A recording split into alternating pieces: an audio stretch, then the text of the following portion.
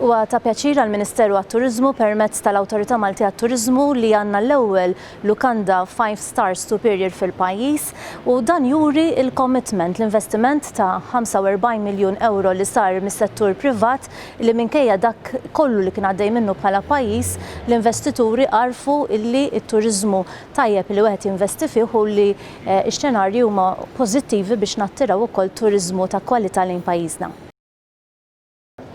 Ninsabu kuntenti ħafna bħala Bay Street Group, għada ħaniftħu l-ewwel Hyatt Hotel ġa Malta. Illum konna onorati bil-preżenza tal-Ministru li tatna ċertifikat tal-ewwel 5 Star Superior Hotel. Hija brand m'għandha l-ebda bżonn ta' introduzzjoni internazzjonali.